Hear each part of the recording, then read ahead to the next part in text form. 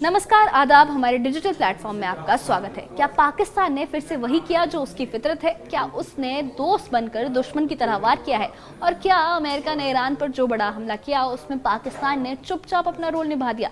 जी हाँ, दुनिया इस वक्त ईरान और इजराइल की जंग पर नजरें गड़ाई बैठी है और इस जंग के बीच पाकिस्तान एक बार फिर डबल गेम खेलता हुआ पकड़ा गया है। और क्या यही वजह है कि अब पूरी दुनिया में पाकिस्तान की किरकिरी हो रही है?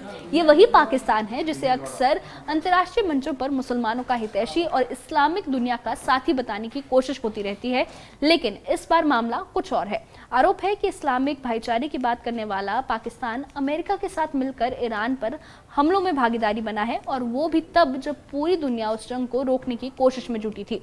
आज इस वीडियो में हम आपको पाकिस्तान के डबल गेम की पूरी कहानी बताएंगे। किस तरह उसने अमेरिका की मदद की, कैसे उसने ईरान को धोखा दिया और अब उसने अपने देश में कैसे उसे कोसा जा रहा है, कैसे जो पाकिस्तान की हाई कमांड है उसे जनता कोस रही है।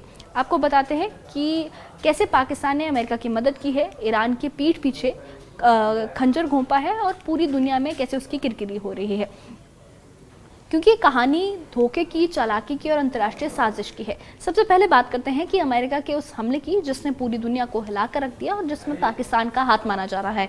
20 जून की रात को ईरान की 3 main nuclear sites Fordow, Natanz और इस्फहान, इन पर अमेरिका ने बेहद खतरनाक हमला किया। इस ऑपरेशन में शामिल थे 7B2 स्टेल्थ बॉम्बर्स और गिराए गए 13,608 किलो बंकर बस्टर बम। ये वही बम होते हैं जो जमीन के नीचे छिपे ठिकानों को भी तबाह कर सकते हैं। सैटेलाइट तस्वीरें सामने आई हैं जिसमें फॉर्डो साइट का एंट्री पॉइंट पूरी तरह से तबाह दिखा है। दावा किया जा रहा है कि ये पहाड़ के अंदर बनी सुरंगें भी इस हमले में ध्वस्त हो गई हैं, डिस्ट्रॉय हो गई हैं। डोनाल्ड ट्रंप ने हमले के बाद बयान दिया कि हमारे सैनिकों ने जो मिशन पूरा किया है वो दुनिया में कोई नहीं कर सकता। अब शांति का वक्त है। लेकिन अब सवाल ये है कि अमेरिका को इन लोकेशनों की जानकारी, इन्फॉर्मेशन किसने दी, और ईरान की एयर डिफेंस को बाईपास करके B2 बॉम्बर्स आखिर किसके रास्ते से घुसे हैं। अब ज़रा इस पूरे मामले की कड़ी से कड़ी जोड़ते हैं कि अमेरिका ने जब अटैक किया, लोकेशन बेहद सटीक थी, ऑपरेशन की एंट्री अचानक और सुरक्षित रही, तो इस पूरे मिशन में किसी देश की अंदरूनी मदद ज़रूरी थी। अमेरिका का हमला और पाकिस्तान की भूमिका इसमें अगर समझे तो 20 जून की रात को एक बड़ी खबर आई कि अमेरिका ने ईरान के 3 न्यूक्लियर साइट्स पर हमला कर दिया। नाम थे फॉर्डो, नतांज और इस्फहान। इस ऑपरेशन में अमेरिका ने 7B2 स्टेल्थ बॉम्बर्स का इस्तेमाल किया जिन्होंने 13,608 किलो बंकर बस्टर बम गिराए हैं। हमले के बाद जो सैटेलाइट तस्वीरें सामने आई उनमें साफ देखा गया कि फॉर्डो साइट का जो एंट्री पॉइंट है वो तबाह हो गया और पहाड़ के अंदर तक जो टनल्स हैं वो डिस्ट्रॉय हो गई हैं। अमेरिका को ईरान के इन टारगेट्स की सटीक लोकेशन किसने दी, और क्या अमेरिका को ईरान तक पहुंचने के लिए किसी देश का एयर स्पेस चाहिए था?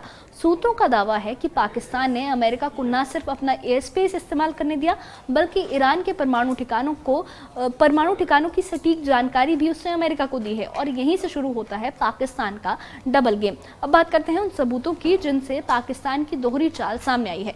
सबसे पहले ईरान के राजदूत ने कुछ दिन पहले ही उम्मीद जताई थी कि पाकिस्तान अमेरिका की मदद नहीं करेगा, लेकिन जैसे ही हमला हुआ पाकिस्तानी एयरबेस के इस्तेमाल की खबरें सामने आई है। दूसरी बात यह है कि पाकिस्तानी खुफिया एजेंसियों पर आरोप है कि उन्होंने अमेरिका को ईरान की परमाणु साइट्स की सटीक लोकेशन दी है। और तीसरी बड़ी बात यह है कि Pakistani army chief general Munir जो अमेरिका के दौरे पर गए थे, वहीं उन्होंने डोनाल्ड ट्रंप के साथ लंच किया और यहाँ तक कह दिया कि ट्रंप को नोबेल पीस प्राइज मिलना चाहिए। अब सोचिए, एक तरफ अमेरिका ईरान पर हमले कर रहा है तो दूसरी तरफ पाकिस्तान के टॉप जनरल ट्रंप से मुलाकात कर रहे हैं। अब बात करते हैं पाकिस्तान के अंदर की, जहां खुद पाकिस्तानी जनता और राजनीतिक दल इस डबल गेम से नाराज हैं। पाकिस्तानी संसद में पोस्टर लगे हैं, ट्रंप और नेतन्याहू को आतंकवादी बताया गया है। सोशल मीडिया पर पाकिस्तानी यूजर्स ने जनरल मुनीर को जमकर कोसा है कि जिस देश ने मुस्लिम देश पर हमला किया उसी के साथ बैठकर आपने लंच किया है। पाकिस्तान ने संयुक्त राष्ट्र में अमेरिका के खिलाफ प्रस्ताव भी रखा, लेकिन वहीं पाकिस्तान खुद अमेरिका के ऑपरेशन का हिस्सा बना बैठा है। ईरान ने आरोप लगाया है कि पाकिस्तान ने हमें धोखा दिया और अब वो हमें परमाणु बम देने से भी इनकार कर रहा है।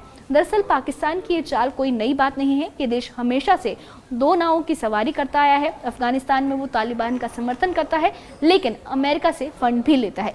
चीन से दोस्ती जताता है, लेकिन IMF से डॉलर की भीख मांगता है। ईरान का मुस्लिम भाई बनता है, लेकिन पीठ पीछे अमेरिका को डेटा भेजता है, उसकी हेल्प करता है।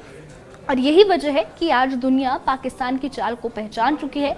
भारत, ईरान, अफगानिस्तान हर पड़ोसी से परेशान है और अब तो पश्चिमी देश भी इसे अविश्वसनीय मानने लगे हैं। उस पर विश्वास नहीं किया जा रहा है क्योंकि पाकिस्तान हमेशा दोगला चेहरा रखता है, डबल गेम खेलता है। तो आपने देखा कि कैसे पाकिस्तान ने फिर एक बार दुनिया को दिखा दिया कि जो भी इस पर भरोसा करेगा उसे हमेशा धोखा मिलेगा। ईरान को पीठ पीछे खंजर घोंप दिया गया, अमेरिका की गोद में जाके बैठ गया और अब दुनिया में उसकी किरकिरी हो रही है। अब सवाल उठता है कि क्या अंतर्राष्ट्रीय मंचों पर पाकिस्तान की चालाकी जवाबदेही के घेरे में आएगी? क्या अब समय आ गया है कि ऐसे देशों की भूमिका पर सख्त नजर डाली जाएगी? और क्या ईरान अब पाकिस्तान से कोई जवाब मांगेगा? आपकी क्या राय है? हमें कमेंट बॉक्स में इस मामले से जुड़ी अपनी राय ज़रूर बताइए और इस मुद्दे से जुड़ी अपडेट्स के लिए और ऐसी ही खबरों के लिए हमारे चैनल के साथ बने रहिए। हमारे चैनल को सब्सक्राइब करिए। शुक्रिया।